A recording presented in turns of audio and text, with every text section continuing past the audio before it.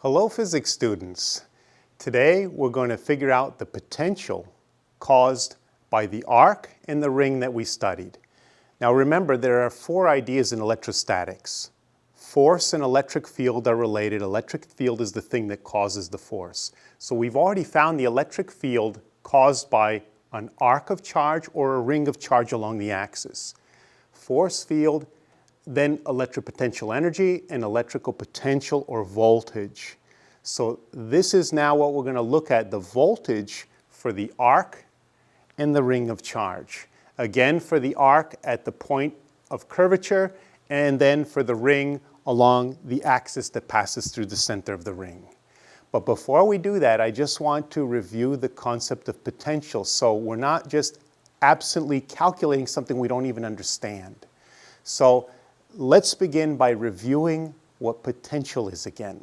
So let me step aside, give you a chance to jot these down. Okay, so remember, potential or voltage. If you have a proton or an electron, it creates an electric field all around it. We studied that already in the last two videos. The voltage or the potential is the electric field integrated starting from infinity into the point around the proton. And so we have a formula for the potential around a proton or electron, in other words, a dot of charge. And it's kq over r, which you can derive if you wanted to by integrating the dot product of E dr starting from infinity and ending that point. Also a reminder, what is voltage? Not just electric field integrated from infinity in, but also if I put a wire starting here and stretching to deep outer space to infinity, and I let an electron go. As it's pulled in, it gets a certain amount of energy, kinetic energy, thrust per electron, and it shoots out here with velocity. So that's another idea of what voltage is. It will thrust charge and gives a certain energy per charge. Okay, so that's what we're finding, the energy per charge coming from infinity for an arc. That's where we're going to begin. Okay, so let me step aside, give you a chance to jot these down. Okay, so our arc has a certain charge q stretched over its entire length, and it's curved into a radius r. And so that means it's got a charge density, a lambda, of q over L. So we don't know how to find the voltage of an arc. All we know is how to find the voltage of a dot of charge. So we've got to use that. That's the only thing we have. So we imagine cutting a little tiny bit of this arc out of the larger arc, not really, but in our minds, separating it. And we make it so small that it looks pretty much like a proton. That would have a certain amount of charge in it, lambda ds. Remember, lambda is coulombs per meter times the meters. Coulombs per meter times meter gives you the coulombs in there. So there's the charge of this little piece. And we could use kq over r, because now it's a dot of charge. So the dV, the little bit of voltage caused by this little piece of charge, is kq over r. But we don't want just the voltage of that little piece, we want it of the entire arc. So we've got to add the dV from each little part. Add, of course we're talking about integration. But this time we don't need to pick a component of the voltage, because the voltage has no direction, it's a scalar. So we don't need to put sine or cosine like we did with electric field. We're just adding all these numbers up as numbers. So we're integrating this expression along the bar. So the limits are from 0 to L, the length of the bar. So proceeding on. All these are constants. So all we're integrating is ds, which is nice. It integrates to s. So our expression now becomes k, q, l, r, s from 0 to L. Okay, so let me make some room.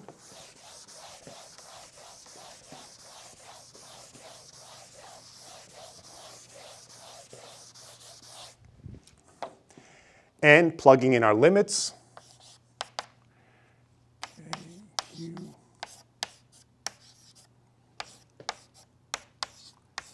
And we get our final expression. Hey, it's KQ over R. Is that an accident? No, it's not.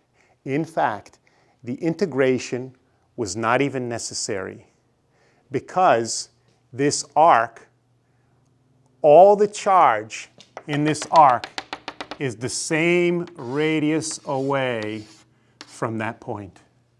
So if the problem doesn't ask you to prove that that's the case, it just says what's the potential at the center of curvature, you could write this, be done, full credit, which is nice, okay? Again, I want to remind you, what does that mean? That is the electric field you would find from this arc from infinity in, integrating into that point. It's also the thrust per charge if you put a proton here and you let it fly away right into outer space. That gets a certain thrust because of this arc going all the way to outer space. That joules per coulomb, that's what that is right there, okay? By the way, you would not integrate the electric field coming in directly. Ooh, that would be a nasty problem. So we do it this way, KQ over R, okay? So I didn't pause yet. I'll pause just to give you a chance to jot this down if you need it. Okay, let's move on to our second example, the ring of charge. So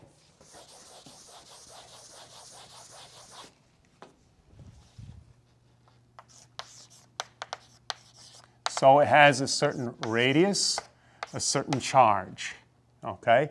That means it's got a charge density of total charge over total length of the ring. Now what do I mean? I'm going to draw the ring like this.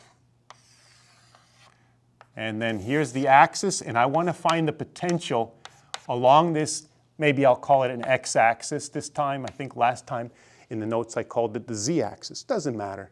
And we've got a certain radius here of the ring. And once again, we don't have a formula for this. All we have is the formula for the voltage or the potential of a point charge like a proton or electron. So knowing that that's what we have to use, we're going to take a little slice of this, really small, to make it look like a proton or an electron. And the dq here, the charge in that little piece, is lambda ds, which is q over 2 pi r ds. I should have left a little bit more room here, a little cluttered. Sorry about that. So the voltage of this little now proton, in a sense, at this point, well, the formula for voltage of a proton is K, Q,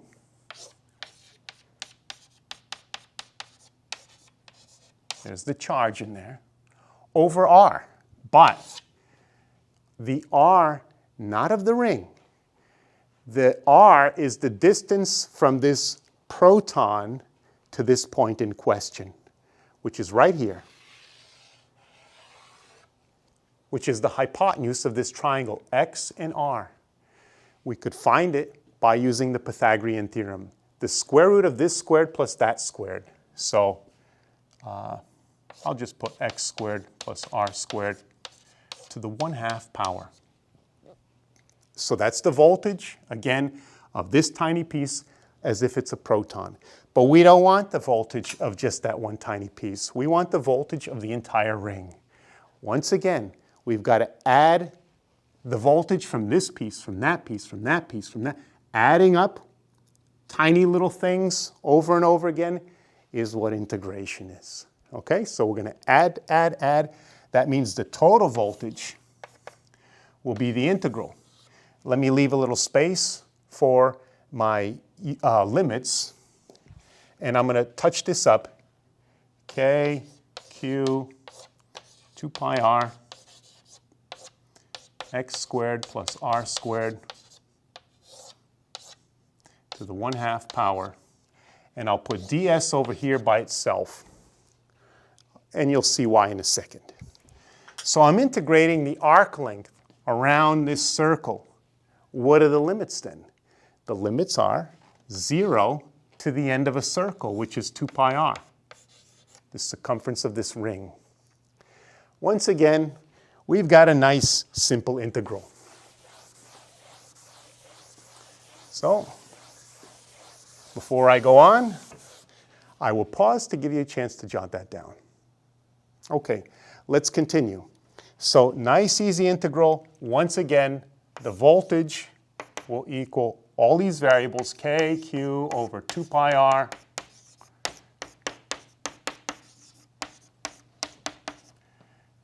ds integrates to s from 0 to 2 pi r. Now, let's plug in our limits.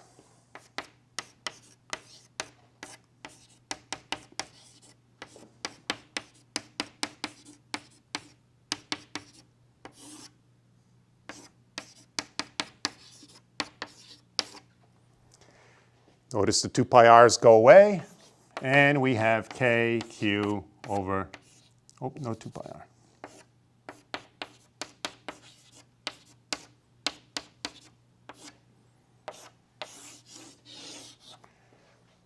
There it is. Now, it's a little bit more complicated than the last formula. And what I would recommend, just like with electric field, is to make sure you have the proper units. And that's a good way to check and see that you didn't make mistakes in your solution. Voltage is K, Q, which is in coulombs, over R, which is in meters. Is that what we have? We've got K. That's good. We've got coulombs in the top. And then we've got meters squared square root, which is meters. So, looks good so far. Again, if we had the 2 pi r still here, we would see, uh-oh, meters squared, something's not right, and we'd go back and look for the mistake, okay? And again, if we had an extra constant or missing a constant like 2, then it wouldn't catch, that technique wouldn't catch that mistake. The other thing, this is once again actually kq over r. If you look, this point is that distance away from all the charge. In other words, all the charge is the same distance from this point. Once again, you don't have to do an integral in this case if they don't ask you to prove that that's the voltage. If they ask, what's the potential at this point, you could just do kq over r and be done. Full credit. So certainly do that, especially on an AP where you might be pressed for time, okay? Another thing I want to point out, you could actually use this to find the electric field. Kind of handy. If you want to find the electric field at this point, it's a bit complicated. You got to pick the dE. Over here, you got to calculate that. You got to pick the right component with a cos theta. But you could just write the voltage like this and then proceed. By the way, before I start erasing, let me just make sure, pause that you had a chance to jot all this down. Okay, so continuing on, as I said, you could just start there, and we're looking for the electric field. And then you could say that the electric field is minus dV. Now, a lot of times we put with respect to x. Well, we do have it with, so we'd have to put like that, okay? Putting in our function, actually, I'll do it on the second line here.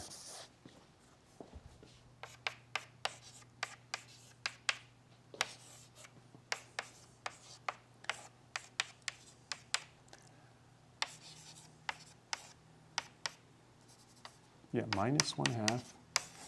So I rewrote the potential function by just bringing that denominator up with a negative power to sort of set me up for taking the derivative. So the derivative, these are constants, they stay.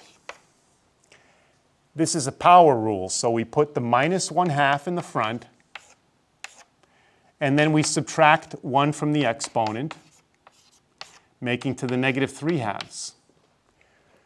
That would be the case if we just had x to the minus 1/2, we would be done. We don't. We've got a function to the negative 1/2, so we've got to use the chain rule. So we've got to finish by multiplying by the derivative of what's inside here with respect to x, which is 2x. So the minus signs go away, the 1/2 goes away, leaving us with an electric field of kq over x squared. Oh, I lost the x. kqx x squared plus r squared to the 3/2. So there it is. Easier than the last video we did where we found the electric field from the ring that way. So let me pause, give you a chance to jot that down.